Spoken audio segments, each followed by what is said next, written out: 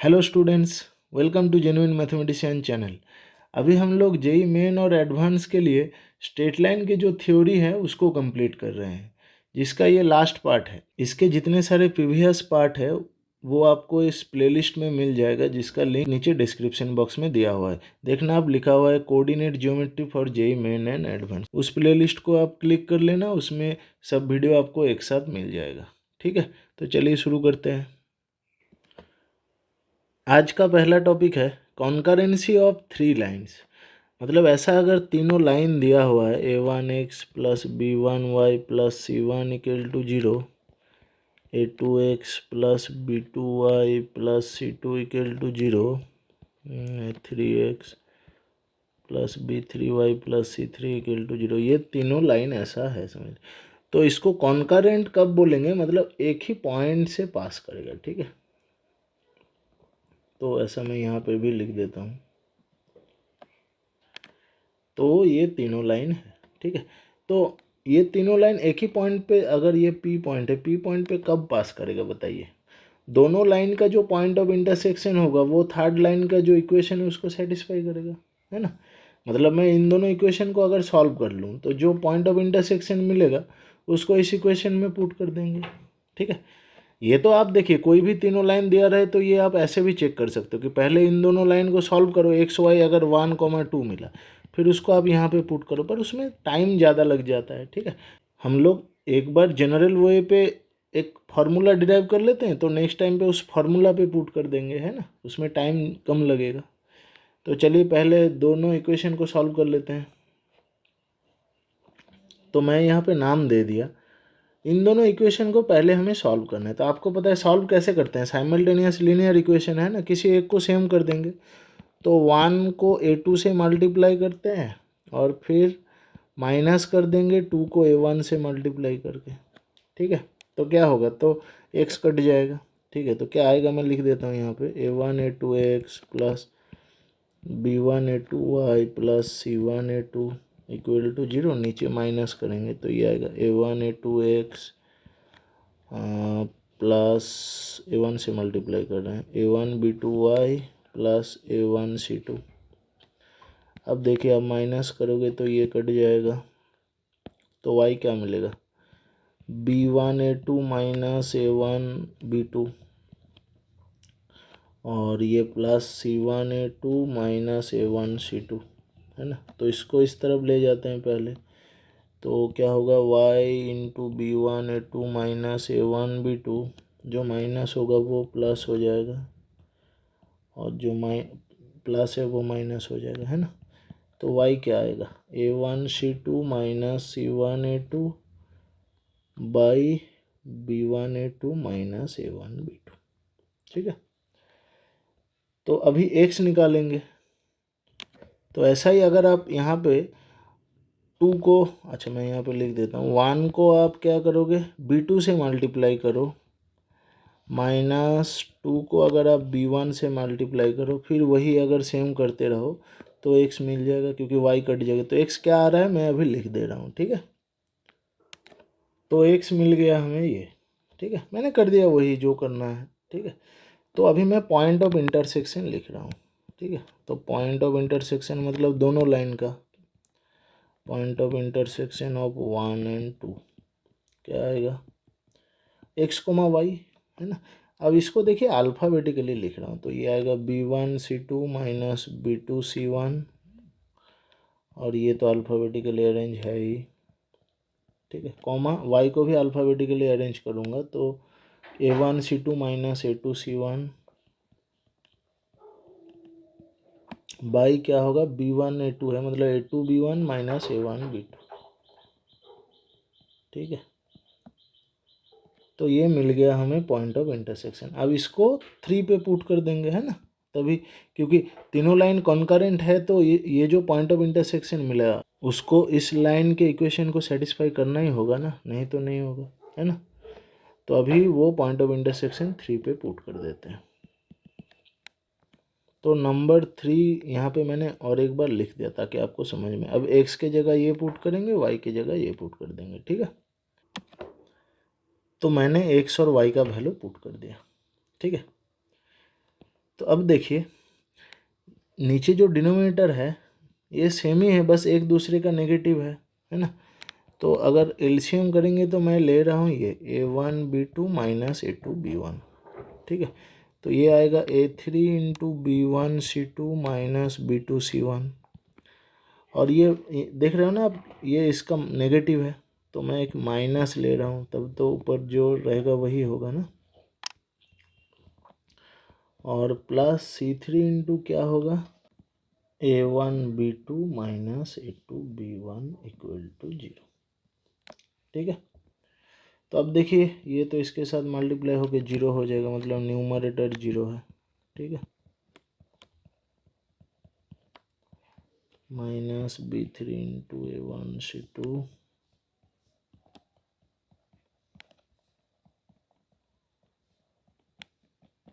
ठीक। तो ये प्रॉपर्टी हमें मिला है, ठीक है। अब ये याद रखने में मुश्किल होगा, है ना, इतना कौन याद रख पाएगा, ठीक है। तो एक्चुअली हम लोग अगर एक डिटर्मिनेंट तोड़ लें a1b1c1 a2b2c2 a3b3c3, ठीक है, इसका ही जो वैल्यू होगा यही ये है, ठीक है। तो डिटर्मिनेंट को मतलब 0 होना, तो मैं आपको दिखा रहा हूँ कि इस डिटर्मिनेंट का वैल्यू कैसे ये हो रहा है, ठीक है। तो डिटर्मिनेंट हम लोग कैसे तोड़ते हैं, अच्छा यहाँ पे देख रहे हो ये इसको बोलते हैं हम लोग रो। तो यहाँ पे 3 रो है 3 कॉलम है, डिटर्मिनेंट हमेशा स्क्वायर होना चाहिए, नहीं तो होगा नहीं, मतलब नंबर ऑफ रो और नंबर ऑफ कॉलम सेम होना चाहिए, ठीक है। तो हम लोग वैल्यू कैसे निकाल लेते हैं, कोई भी एक रो ले सकते हैं। जैसे अगर मैं फर्स्ट रो ले रहा हूँ तो यहाँ पे आपको लिखना पड़ता है कि इवेलुएटिंग अलोंग फर्स्ट रो, ठीक है। क्या होगा, फर्स्ट रो के एक एक एलिमेंट आपको लेना होगा। जैसे समझ लीजिए पहला एलिमेंट है a1, तो होगा a1 इंटू उसका कोफैक्टर। अब इसका कोफैक्टर क्या होते हैं, a1 जिस रो पे है और जिस कॉलम पे है इसको आपको छोड़ देना है, तो बचेगा क्या, ये देख रहे हो ना आप, ये बचेगा। तो a1 इंटू ये होता है, ठीक है। तो एक 2/2 डिटर्मिनेंट आ गया। अब देखिए इसके साथ एक सिंबल भी देना पड़ता है, तो पहले के लिए होता है प्लस, ये क्यों होते हैं ये सब तो जब डिटर्मिनेंट करेंगे वो मैं सिखाऊंगा। यहाँ पे होते हैं माइनस, यहाँ पे होते हैं प्लस फर्स्ट रो के लिए। और अगर आप सेकंड रो पे तोड़ोगे तो आएगा ये माइनस, फिर ये प्लस, फिर ये माइनस। और थर्ड रो के लिए सेम होगा प्लस माइनस प्लस, क्योंकि एक प्रॉपर्टी है -1 to the power i plus j करके, वो तो जिनको पता है वो ठीक है, नहीं तो मैं सिखाऊंगा, ठीक है। तो फिर क्या होगा, फिर होगा -b1 इंटू, सबको मिटा देते हैं। अब b1 जिस रो पे है और जिस कॉलम में उसको आपको एलिमिनेट कर देना, तो होगा a2c2 a3c3, ठीक है। और प्लस क्या होगा, प्लस c1 इंटू होगा c1 जिस रो पे है और जिस कॉलम में उसको एलिमिनेट करना है, तो फर्स्ट रो से थर्ड कॉलम, तो आएगा a2 b2 a3 b3, ठीक है।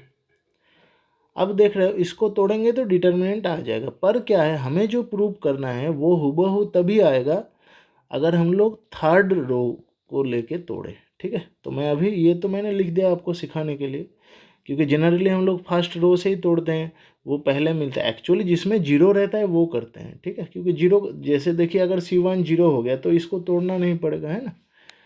तो अभी हम लोग क्या करेंगे, फिर थर्ड रो को लेके करेंगे। तो इसको मैं बॉक्स कर दे रहा हूँ क्योंकि ये भी चाहिए अगर आपको फर्स्ट रो पे तोड़ना है। तो यहाँ पे मैं लिख रहा हूँ इवेलुएटिंग अलोंग थर्ड रो, ठीक है।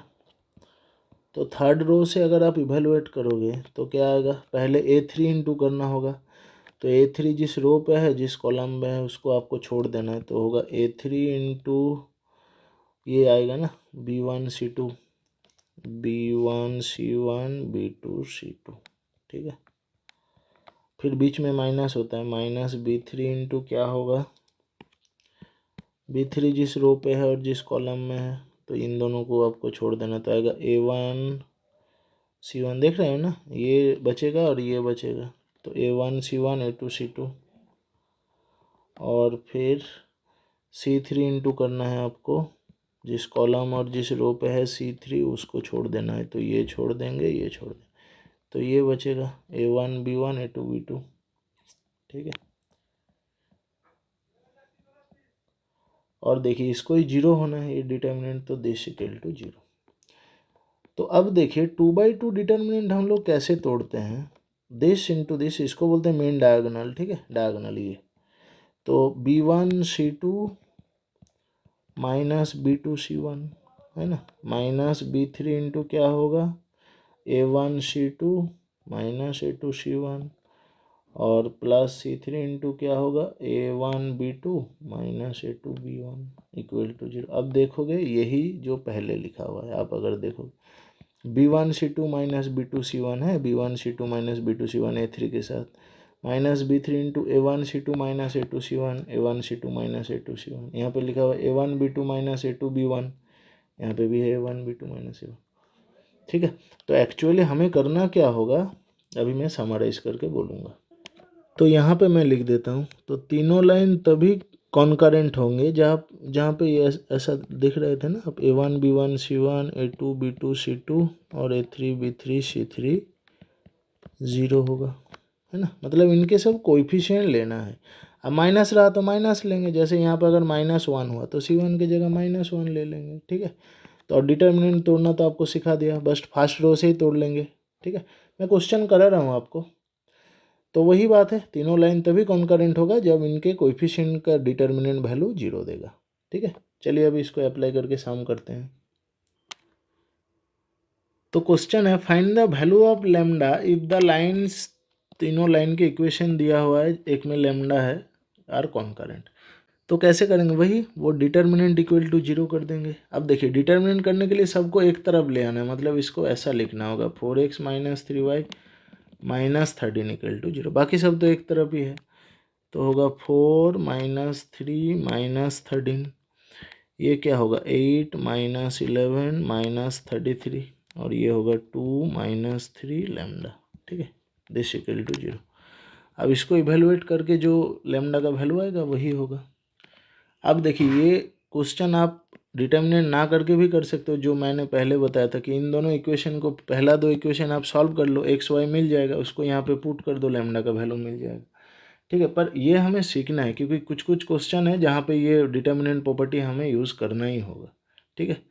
तो चलिए अभी मैं इसको तोड़ लेता हूँ। तो डिटर्मिनेंट को कैसे तोड़ेंगे, इवेलुएटिंग अलोंग फर्स्ट रो, ठीक है। तो क्या होगा 4 इंटू कोफैक्टर ऑफ 4, तो वो क्या होते हैं, पहले के लिए तो प्लस होगा और ये रो और कॉलम हटा देना है, तो मतलब होगा -11 माइनस 33 माइनस 3 लैम्डा, ठीक है। अब बीच में माइनस होता है और एक माइनस है, मतलब माइनस ऑफ -3 इंटू, ठीक है। इसमें क्या करेंगे, वही वो जो रो और कॉलम में रहेगा उसको हटा देंगे, तो इसको और इसको हटा देंगे, है ना। तो आएगा क्या 8 माइनस 33 2 लैम्डा, और फिर लास्ट में प्लस ही होगा और माइनस है तो -13 इंटू क्या होगा, ये जो रो, मतलब अब ऐसे सोच लो, ये दो हटा देना, तो आएगा 8 माइनस 11 2 माइनस 3 इक्वल टू 0। तो इसको तोड़ेंगे तो क्या होगा, पहले ये इंटू होगा, है ना, तो होगा -11 लैम्डा माइनस इन दोनों का मल्टीप्लिकेशन, मतलब -3 इंटू -3 जो कि होगा 99, ठीक है। और ये होगा +3 into 8 lambda minus of this, है ना, पहले तो this into minus of this, मतलब माइनस माइनस +66, ठीक है। और ये क्या होगा -13 इंटू -24 माइनस ऑफ इन दोनों का मल्टीप्लिकेशन, मतलब +22 इक्वल टू 0, ठीक है। तो अब इंटू कर लो, अच्छा यहाँ पे लैम्डा लिखना होगा, हाँ, तो -44 लैम्डा माइनस ये होगा 396, ये हो रहा है 24 लैम्डा प्लस 198, और ये तो -2, मतलब माइनस माइनस +26, ठीक है।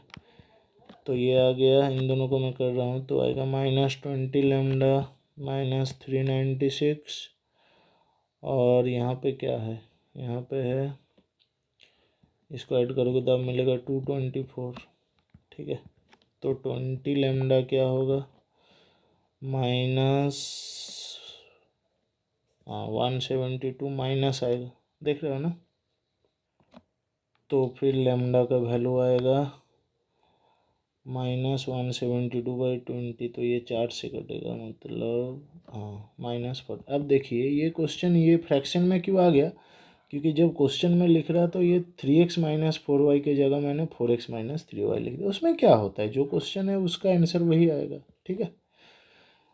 तो लेमडा का यही वैल्यू है। तो ऐसे कॉन्करेंसी में कोई भी क्वेश्चन दे दे तो हमें ये जो कोएफिशिएंट डिटर्मिनेंट होते हैं इसको जीरो करना है, ठीक है। चलिए अभी नेक्स्ट टॉपिक कर लेते हैं, फैमिली ऑफ लाइंस, फिर स्ट्रेट लाइन हमारा कंप्लीट हो जाएगा। तो फैमिली ऑफ लाइन सीखने के लिए हमें तो इंटरसेक्टिंग लाइन लेना होगा। जैसे मैं ले रहा हूँ यहाँ पे a1x plus b1y plus c1 equal to 0, और एक line a2x plus b2y plus c2 equal to 0, ठीक है। अब देखिए ये इस पॉइंट पे काट कर रहा है, ठीक है। इसको मैं ले रहा हूँ x1 y1। अब मुझे बताइए ये जो x1 y1 पॉइंट है इसके ऊपर कितने सारे लाइन हो सकता है, तो इनफाइनाइट लाइन होंगे, है ना। जैसे ये हुआ, ऐसे बहुत सारे लाइन होंगे। तो ये जो जितने सारे लाइन होंगे सबको हमें एक साथ रिप्रेजेंट करना है, ठीक है। तो सबका इक्वेशन एक साथ मैं लिख पाऊंगा, उसको ही बोलते हैं फैमिली ऑफ लाइंस, ठीक है। तो अब देखिए, अच्छा, equation of family of lines क्या होगा, मतलब कोई भी एक लाइन जो इस x1 y1 से पास कर रहा है उसका इक्वेशन होता है ऐसे, a1x plus b1y plus c1 plus lambda into और एक जो दिया हुआ है, ठीक है, a2x plus b2y plus c2 equal to 0। मतलब अगर दोनों लाइन दिया हुआ है तो पहले एक का इक्वेशन प्लस लेमडा इंटू और एक का इक्वेशन। अब देखिए ये दो वैल्यू इंडिविजुअली जीरो देता है ना, ये भी जीरो है ये भी जीरो, तो आप लेमडा कुछ भी पुट कर लो वैल्यू तो जीरो ही आएगा। इसीलिए लेमडा के एक एक वैल्यू के लिए हमें एक एक लाइन मिलेगा, ठीक है। तो ऐसे लेमडा कितना मिलेगा, इनफाइनाइट, इसीलिए लाइन भी इनफाइनाइट मिलेगा, ठीक है। तो यहाँ पे मैं लिख दूंगा फिर कि इक्वेशन ऑफ ए लाइन और equation of family of lines passing through the intersection of this two lines will be this, है ना। तो यहाँ पे मैं लिख दे रहा हूँ। और एक चीज़ देखिए x1 y1 कैसे मिलेगा, इन दोनों को सॉल्व करके, ठीक है। तो ऐसा एक इक्वेशन अगर दिया रहा है इसको हमें इस फॉर्म में पहले रिप्रेजेंट कर लेना है, फिर दोनों को सॉल्व करेंगे तो x1 y1 मिलेगा। वो मैं कराऊंगा अभी आपको क्वेश्चन, ठीक है। तो पहले ये लिख देता हूँ अभी। तो यहाँ पे मैंने वो लिख दिया, equation of family of lines passing through the intersection of दोनों लाइन दिया हुआ है इज गिवन बाय किसी एक का इक्वेशन प्लस लैम्डा इंटू और एक का इक्वेशन इक्वल टू 0, ठीक है। चलिए अभी इसको अप्लाई करके एक दो सम कर लेंगे। तो क्वेश्चन है find the straight line passing through the point of intersection of the lines, दो लाइन दिया हुआ है, ठीक है। तो मतलब वही इन दोनों के पॉइंट ऑफ इंटरसेक्शन से पास करता हुआ लाइन क्या होगा, एक का इक्वेशन प्लस लेमडा इंटू और एक का इक्वेशन इक्वल टू 0, फिर वहाँ पे लेमडा का वैल्यू हमें निकालना होगा, ठीक है। तो let the equation of the line क्या होगा,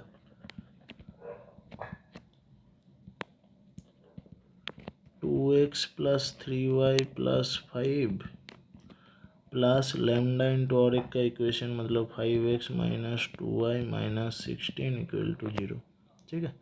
अब देखिए लिखा हुआ and through the point this, मतलब ये जो इक्वेशन है ये -1, 3 पॉइंट को सेटिस्फाई करेगा, है ना। तो x equal to -1 y equal to 3 put कर देंगे तो आएगा क्या, -2 प्लस 3 इंटू 3 मतलब 9 plus 5 plus lambda into 5 into -1 मतलब -5 -6 -16 इक्वल टू 0, ठीक है। तो ये आ जाएगा 14 - 2 मतलब 12 और ये -27 लेमडा इक्वल टू 0। तो दैट मीन्स लेमडा क्या होगा 12/27, तो 4/9, ठीक है। तो अभी लेमडा की जगह 4/9 यहाँ पे पुट कर देंगे, इक्वेशन मिल जाएगा। तो पुट कर लेते हैं 2x plus 3y plus 5 plus 4/9 into 5x minus 2y minus 16 equal to 0, तो क्या होगा 9 इसके साथ मल्टीप्लाई हो जाएगा ना, 18x plus 27y plus 45 plus 20x minus 8y minus 64 equal to 0। अब देखिए नीचे 9 हो सकता है जो कि 0 के साथ मल्टीप्लाई होकर हट जाएगा, है ना, तो मैं नहीं लिख रहा हूँ इसको, ठीक है।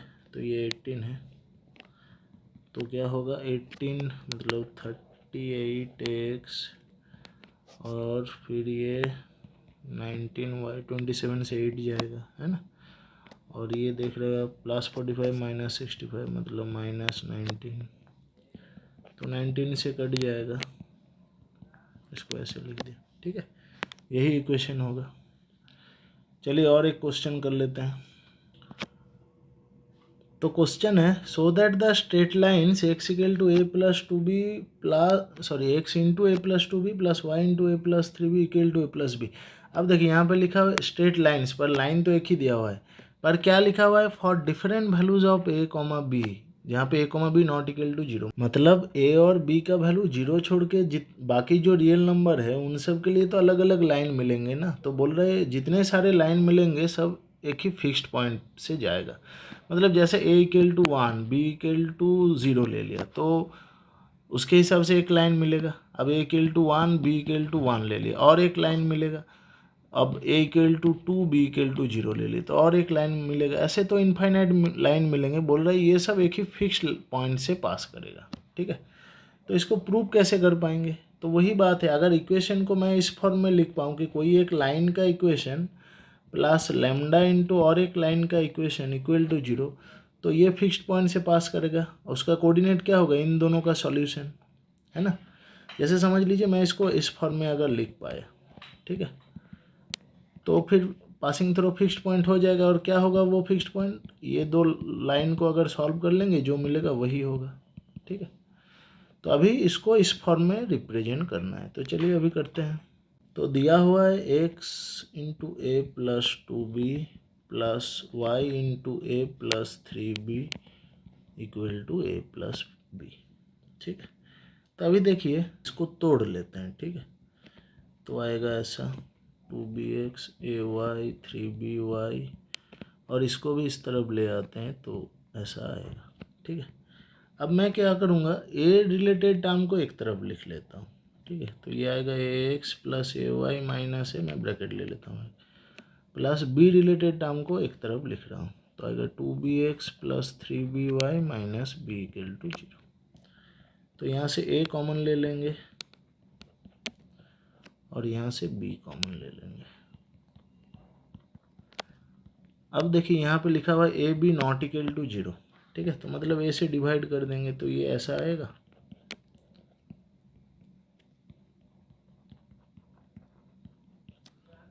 ठीक है। अब तो लैम्डा मैंने बोल रहा था ना कि दो लाइन का इक्वेशन लैम्डा इंटू करके, तो लैम्डा की जगह ये दिया हुआ है B by A.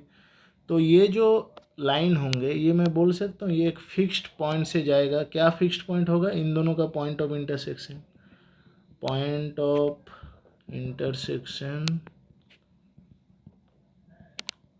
Of x plus y minus 1 equal to 0। तो इसको ऐसे लिख देता हूँ, और एक है 2x plus 3y equal to 1, ठीक है। तो इन दोनों को सॉल्व कर लेंगे। सॉल्व कैसे करेंगे बताइए? इसको 2 से मल्टीप्लाई कर दो तो ये आएगा 2x plus 2y equal to 2, minus करो तो 2 तो ये कट जाएगा, मतलब y इक्वल टू माइनस 1। इसको अगर यहाँ पे आप पुट कर दो तो x मिलेगा 2, है ना। तो x equal to 2 y equal to minus 1, मतलब फिक्स्ड पॉइंट क्या होगा? 2 माइनस 1, है ना। तो इसका मतलब वही हुआ कि ए और बी जो भी ले लें हम लोग, एक फिक्स्ड पॉइंट 2 माइनस 1 से हर एक लाइन पास कर जाएगा, ठीक है। तो स्ट्रेट लाइन की थ्योरी कंप्लीट हो गया। अभी नेक्स्ट वीडियो से हम लोग इसके जितने सारे प्रीवियस ईयर क्वेश्चंस है वो कर लेंगे। अच्छा, अभी मैं जेई मेन का करा रहा हूँ क्योंकि ये पूरा हो जाने के बाद मैं जेई एडवांस का इस प्लेलिस्ट में ही आपको मिलेगा, चैप्टर वाइज ही मिलेगा, ठीक है। तो अभी जेई मेन के जो एमसीक्यू क्वेश्चंस है वो मैं अभी करा रहा हूँ, ठीक है। जब पूरा कोऑर्डिनेट ज्योमेट्री कंप्लीट हो जाएगा उसके बाद मैं जेई एडवांस का भी कराऊंगा यहाँ पे, ठीक है।